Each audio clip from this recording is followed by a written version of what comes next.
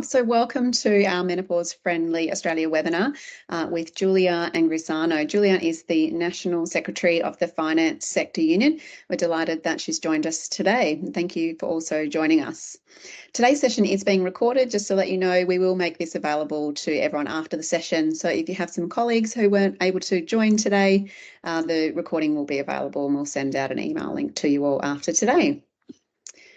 I'd like to begin by acknowledging the traditional owners of the land on which we're meeting today online. I would really like to pay my respects to the elders past and present, particularly this week on Reconciliation Week. At its heart, reconciliation is about strengthening relationships between Aboriginal and Torres Strait Islander people and non-Indigenous peoples for the benefit of all Australians.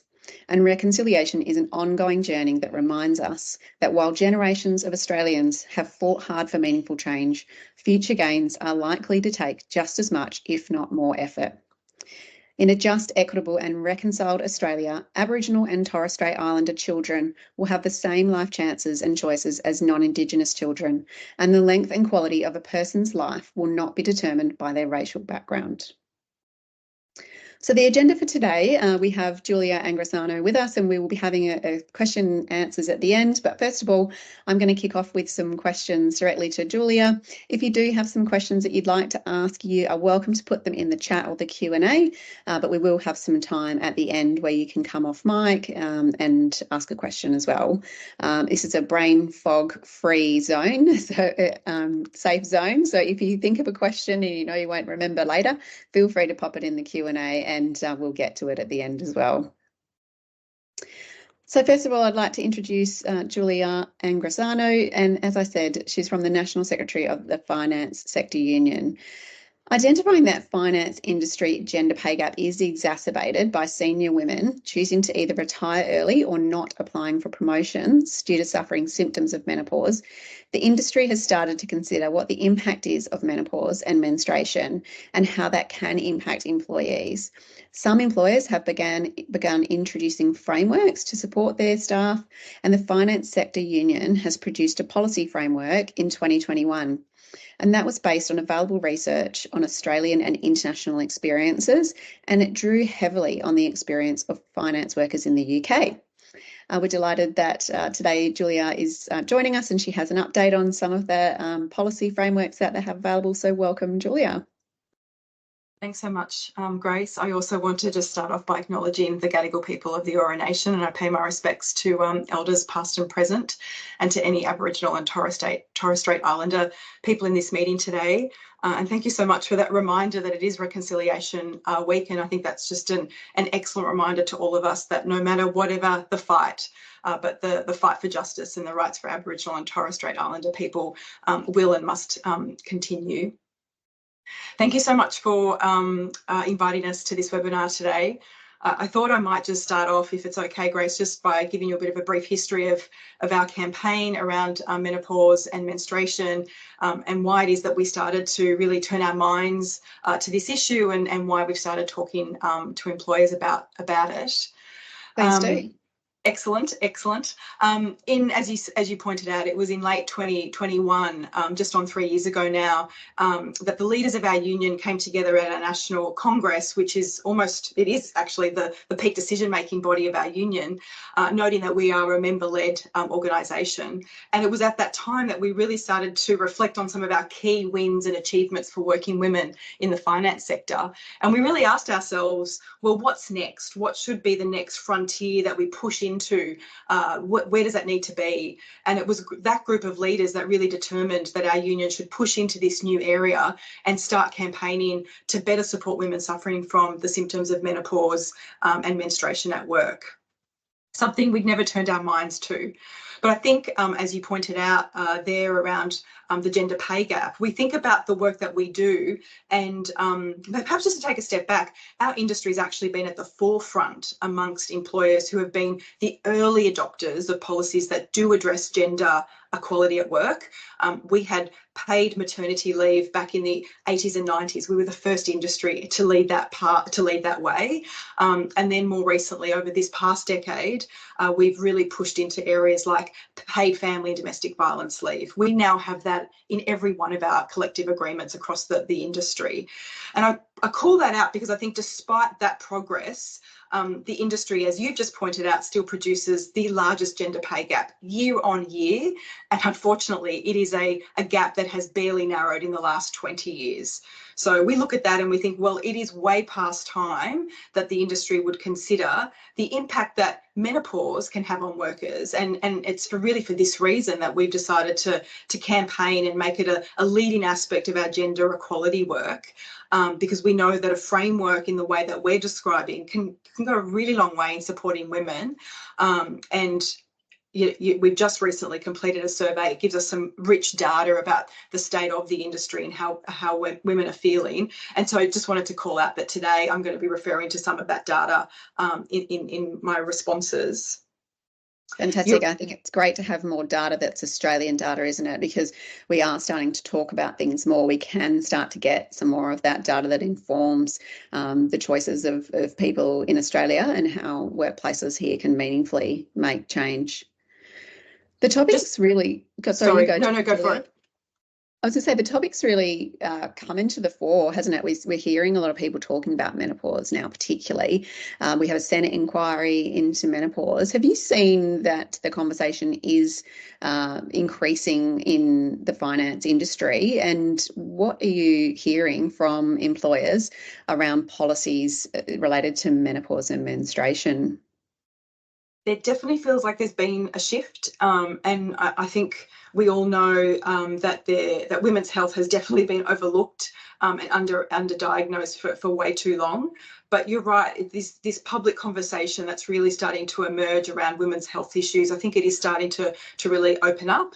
And things like the federal government launching a Senate inquiry into menopause.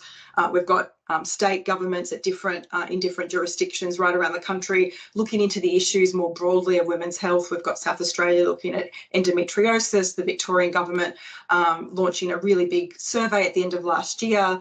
Those results cover things like sexual and reproductive health, mental health, pregnancy, menopause, pain, and I think all of that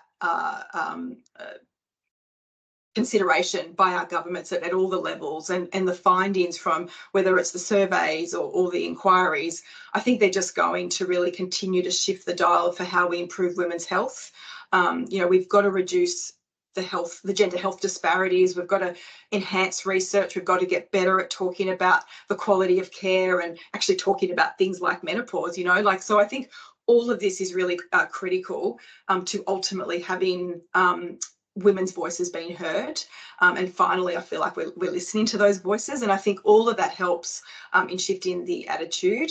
At the FSU, we're not ashamed to say that we are definitely taking advantage of this public conversation, and we're drawing finance workers into it because this is the time to really start that. Some of our employers do feel a bit uncomfortable about the conversation. I should say that, and it's usually during collective negotiations or negotiations for collective agreements that we sit across the table. The union on one side and employers on the other side. We give a very comprehensive overview of the issues and why the employer should introduce this, the framework that we've been talking about. And it's usually at the end of that conversation that they often feel a little bit speechless or they're not sure where to go with it. Sometimes they simply reply back and say, oh yeah, well, thank you. That's really not enough. Thank yous are not enough. And so I think that the public conversation is shifting that dial. I want to say this, that we've been very deliberate at the FSU to talk about menopause and menstruation and our framework through that particular language. Some of the employers talk about it through reproductive health, and that's important, but we've made a very conscious decision not to do that at this point in time.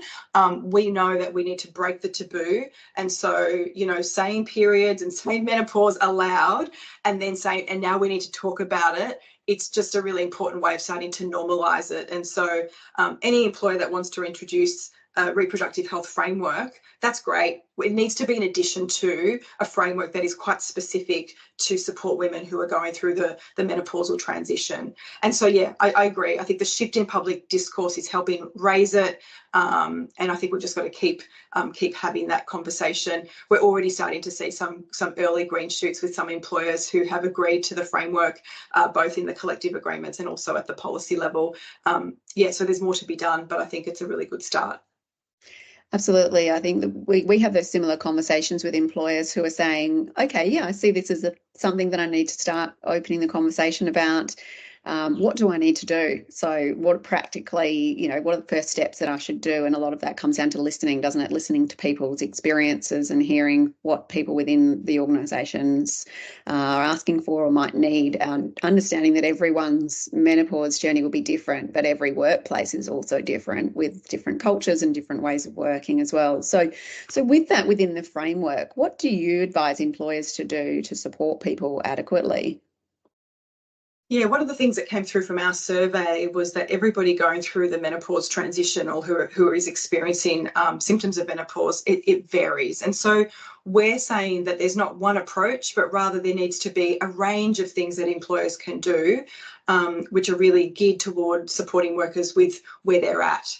And our framework is really simple, it's cost effective, and if I could categorise it in 3 different ways, it's about providing advice, flexibility, and also paid leave. And I think advice and information and education is really important. You talk about needing to shift culture. We talk about the fact that we've got to break the taboo. And the only way you break the taboo is when you start talking about it. And so we need more information in the workforce about menopause. That way, workers can better recognise their symptoms, but also because we need managers to be trained so that they can better support workers who are experiencing those menopausal symptoms. And I think that level of training and that level of conversation and people feeling more comfortable about being more open about it, that's actually going to mean that more women are going to be asking for support.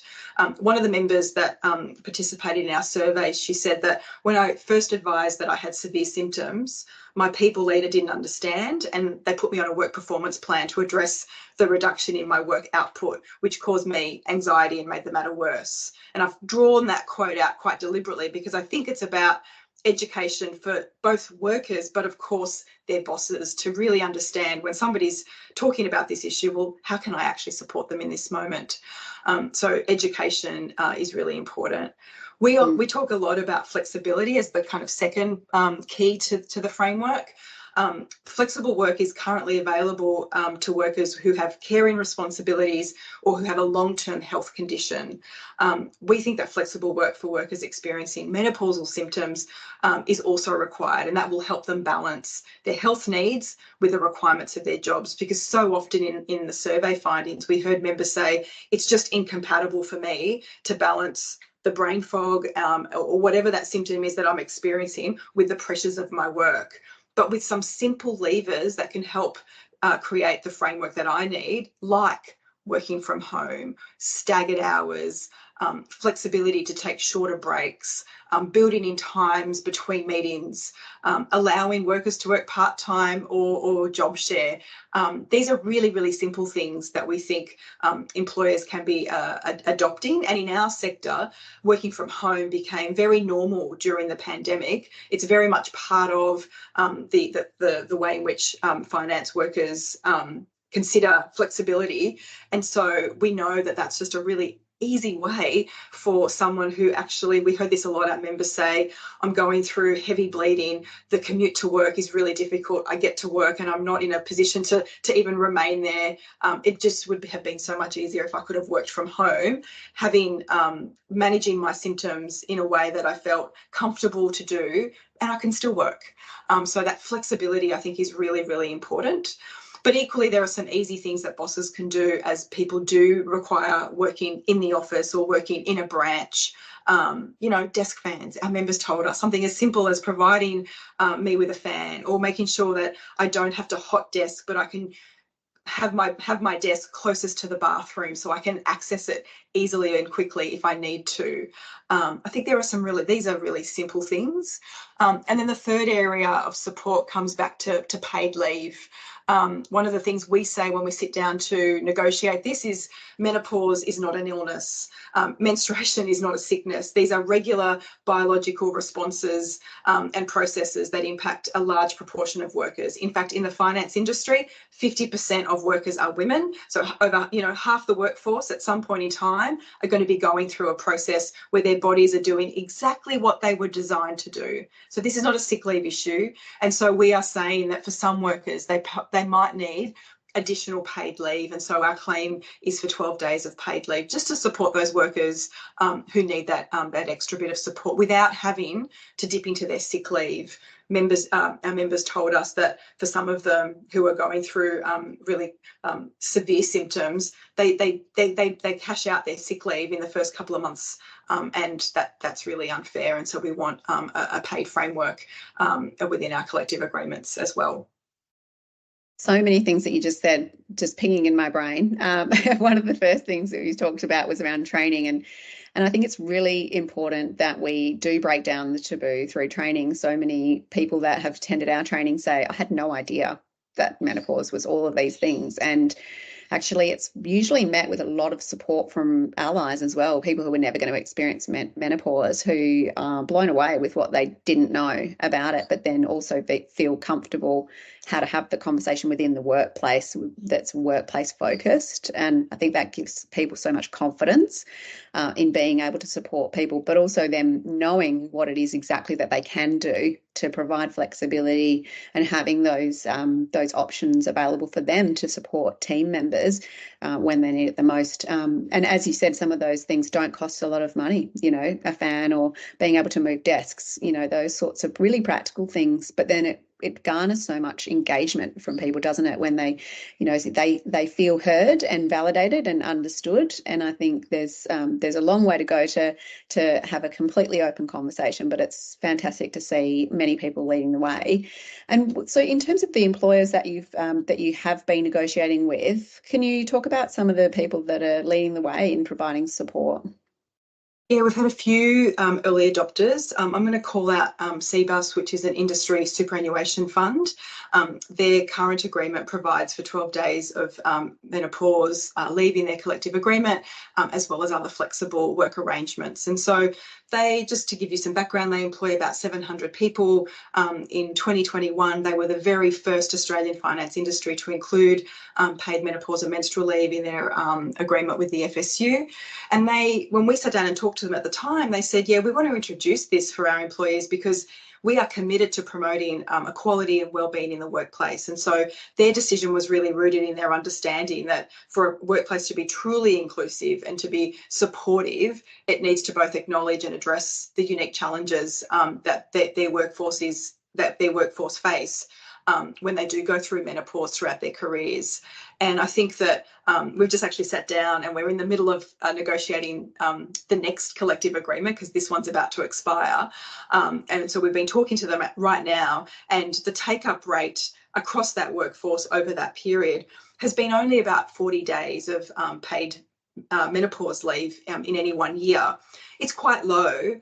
It shows that actually it's not going to, break the bank, but it also shows that perhaps we're still in our very early days, and more education and discussion about this leave will make it more known and in people's kind of consciousness, and they'll start to take it. But on top of that, they've got excellent flexible work options, working from home, varied start and finish times, and all of those things really allow workers to say for themselves, as you pointed out, Grace, like, this is how it's going to work best for me. And so I think that it's an excellent example of how employers can do this in a really consultative way. They spoke to the workers through their union to understand it, and it just made sense for them. And so we're calling them out as best practice. There are a few others that have adopted it as well. And why 12 days? What made you land on the 12 days? Because I've seen some other announcements recently. The public sector, Victoria, have announced that they'll give 5 days for menopause, menstruation, and reproductive therapy. I know there's been some discussions in Queensland. Why did you decide on 12 days as your suggested leave amount? when we first turned our minds to this a couple of years ago, we looked at, as you mentioned, the UK experience. We also had a look at some other organisation, the Victorians Women's Trust, for example, who'd been leading in this space for some time, and just saw what they were doing and thought that, well, there's already a benchmark of 12 days. It just felt that that was the right number. I'm not sure that it was more than that, to be very honest. It was just what we thought was appropriate. And of course, over time, if workers are saying, look, we need more than that, then that's something that we can be flexing up. But we think that that's a good place for our claim to start.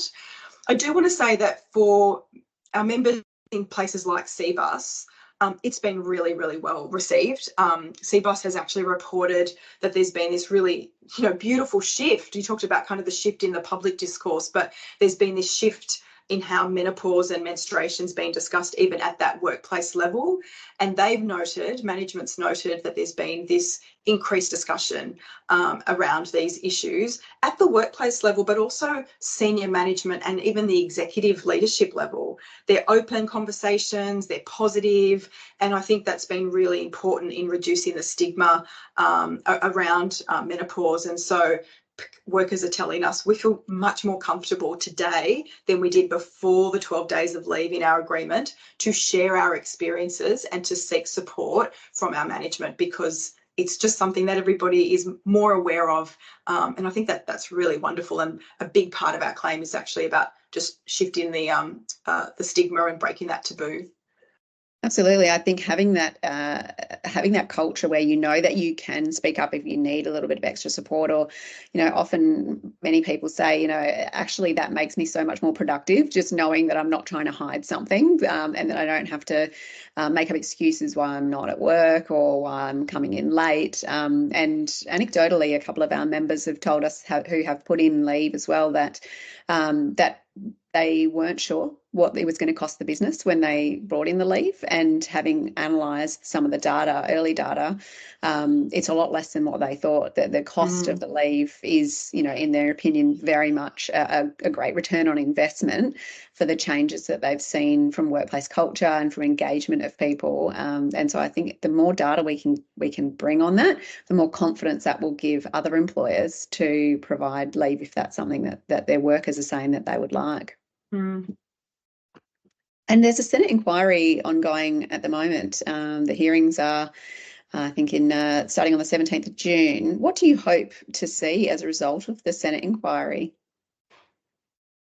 For us, one of the key areas that we really want to improve on is improving just how people understand menopause. It's not well understood, either from their own individual workers' perspective or the workplace. So workers who experience it, their managers, we need them to be more aware in terms of the breadth of the symptoms and how they can attribute to menopause. And I think that I haven't had a chance to talk, but I'm hoping in a moment I can take you through what we're hearing from our members about those that are retiring early because of their menopausal symptoms. With better support, they can remain employed and apply for promotions, and that in itself can really go a long way in addressing the gender pay gap in our industry. So for us, one of the things that we're recommending is that the government introduce a public education campaign, which is really aimed at increasing the understanding on the range of symptoms of menopause and the impact that they have on those that experience them. But as I said, not just them, but their workmates, their managers, their friends, their family. This is a broader issue. And so we're really hoping, and part of our submission to the government's inquiry is that we need to introduce that public education campaign. But the second point I'd make goes to flexible work. I mentioned that, as a carer, you have a right to request flexible work if you have a long-term health condition. It's a right that workers have today. We'd like to see that right extended to a worker who is suffering from perimenopause or menopausal symptoms. And so in our submission, we've actually made a very specific recommendation that the federal government would amend that section of the Fair Work Act and include a right for a worker who is suffering from menopausal symptoms to also apply for that flexible work arrangement, because that would require an employer to genuinely consider that and come back with the reasons as to why it's not possible, for example, if that's what they said, like genuinely consider it, and then that worker would have the right to appeal that decision if required. But actually, if we get the first bit right, if we get better education and we're talking about it and we're breaking the taboo, then those conversations about flexible work become easier because bosses and workers and managers collectively have just a greater understanding of the issue, and hopefully a request for flexible work, it makes sense, and that they would be granted more easily. So we do think that the Senate inquiry just provides an excellent opportunity for many organisations that are working in this space to come up with some new ideas, and for the government to be open and receptive to that as a way of improving the issue for those experiencing menopause. It'll be interesting to see. I mean, we saw in the UK an inquiry similar, which recommended some changes to legislation that was not carried forward by the government. So it'll be really interesting to see here in Australia whether the Australian government takes a different view and looks at enshrining those protections in legislation. But I do agree. I think being able to come to the workplace and have a conversation and ask for flexibility without feeling as though you're going to be stigmatized is so important. We can have policies and we can have flexible working arrangements, but if people don't feel psychologically safe opening up about what they're experiencing and knowing that that's not going to be looked upon as them being an undesirable worker, then that really is the key to these policies having a positive effect in the workplace for sure. So can you talk us through, you just mentioned before about your framework, and we've put a link in there in the chat to anyone who wants to go and have a look at the framework. And I know you're doing some work currently and you've done some surveys and you've got some results back. Can you tell us a bit more about that? Yeah, so we're going to be relaunching the framework, and we'd love for MFA to be part of that and join us on the day. But one of the things that was really important to us is that we bring an Australian finance workers perspective into the conversation, and so the framework will really highlight that. One of the things that the framework will go to is, we've discussed already today that symptoms of menopause isn't well known. There's a culture of silence.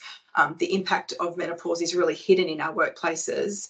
One of the things that came through in our survey in a really strong way is that those who reported that menopause was having an impact on their work, only 70, but over 75% chose not to disclose that status at work. So they told us they're having an impact, it's having an impact, but they've chosen not to tell their bosses. And one of the quotes that I wanted to share today was from one of our members who said that leaders in my team already show levels of ageism. Highlighting an age-related issue like menopause will make it even less, will make me even less valuable as a team member. So I stay quiet and I don't bring attention to myself, and I don't apply for promotions, so my career is affected. And so when we saw that big number, the next question was, well, why do you choose either to disclose or not to disclose to your line managers? Most said it was the stigma and the belief that menopause was a private matter, or a fear that they would be perceived negatively. But for that small group that said that they felt safe to disclose, they did so because they had a supportive manager, or because their manager was a woman. And I think in our industry, Grace, where we've got a highly gender segregated industry, almost 60% of managers are men, and that number gets higher as you become more senior. Well, I think given that segregation and the very small number of women who are willing to disclose, it's really difficult to overstate the importance of a whole of workplace education. Like if we are to get this right, this is about talking to everybody about the issues. We've got the highest gender pay gap in the economy. Menopause often hits at a point when women in their careers are starting to kind of be in the pipeline for senior roles, and instead of progressing, they actually hold themselves back because of the experiences of menopause. And that's something that came through in our survey, and we really want to highlight that, because one way of addressing the gender pay gap is to get more women into senior roles, and actually having a framework that says we see and support you when you're going through menopause, and we actually value the contribution you make. We want to retain that. It's going to address the issue for those going through menopause. It's going to address the gender pay gap. It's going to address the superannuation gap that we've also seen in our industry. So this framework is so important for so many aspects of gender equality in workplaces.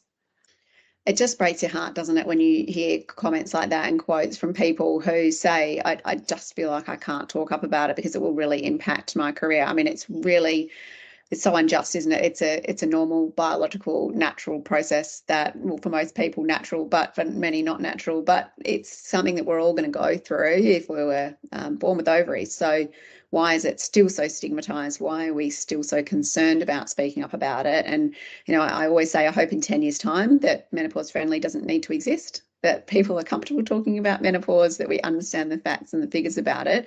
But it's really exciting, I think, now to see that celebrities are talking up about it. We're seeing some shift in perspectives because what we do know is that women in midlife are powerful. We have all of the capability and the wisdom still there. We might need a little bit of extra support for things like brain fog or, some of our extra stress and anxiety or headaches. But we really are so valuable and we have so much to contribute. So I think it's fantastic that we are opening up the conversation and we have, allies such as yourselves at the FSU that are, fighting for women to have the ability to stay at work and to talk about menopause without feeling as though it's a taboo topic. So congratulations on the framework and on the work that you're continuing to do. Do you have anything else you wanted to mention before we hand over to Q&A, Julia?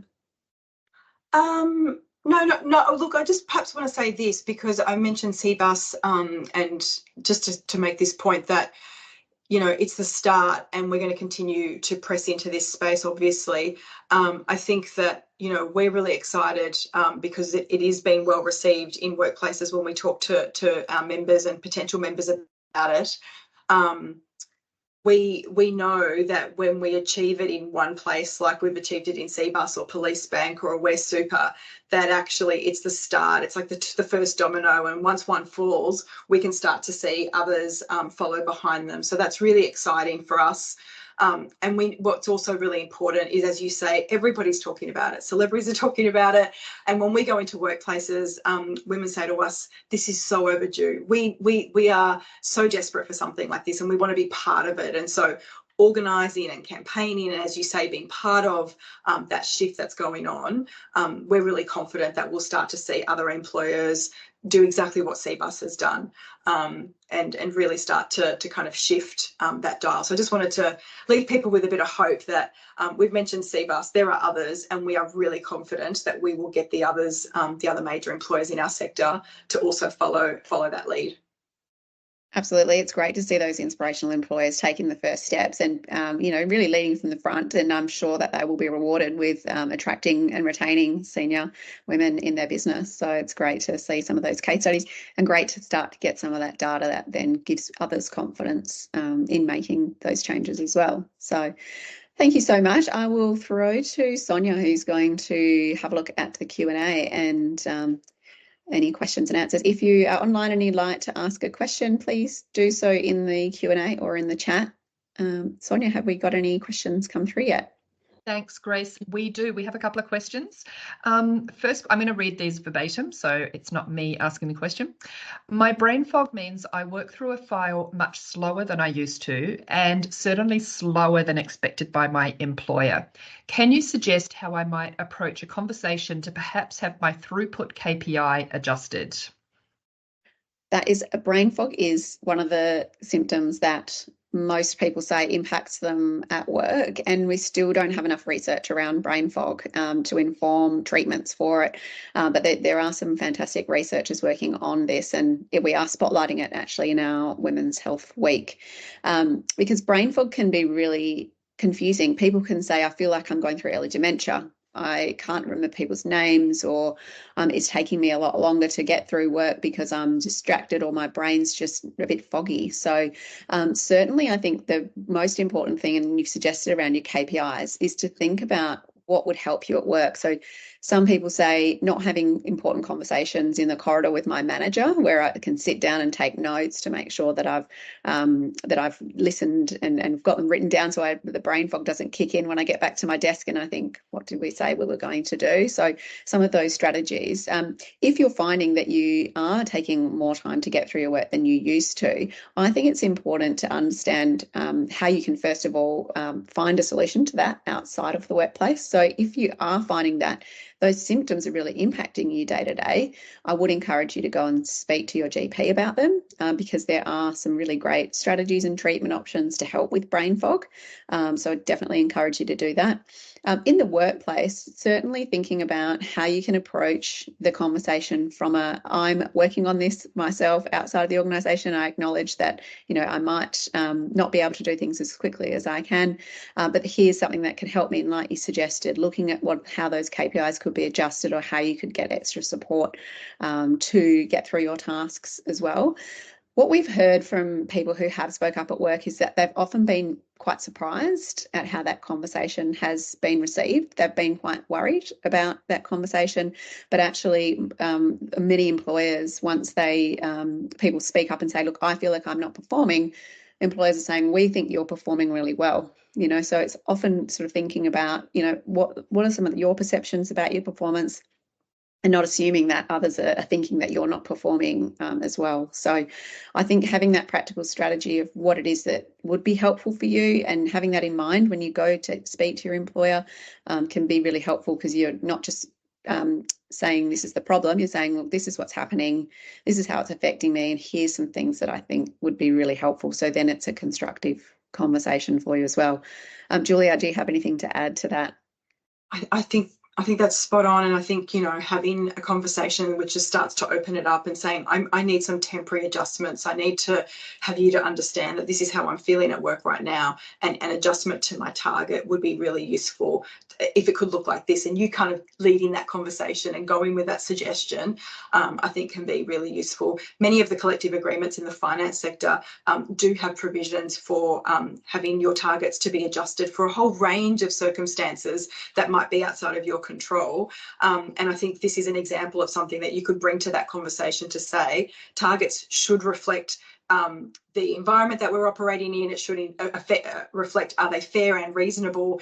And right now, in order for them to be fair and reasonable for me, I need an adjustment to reflect the condition, the effect that brain fog might be having on my work, for example. I just need to have the caseload reduced, it seems like, on this particular issue. Just working at a slower pace is really what we're seeking. That's not unreasonable. That sounds really fair and reasonable. And I think Grace is right that once you start to just have that conversation, hopefully you'd be surprised about the way in which your manager will be open to that and look to work with you. Beautiful. Thank you very much. Okay, next question.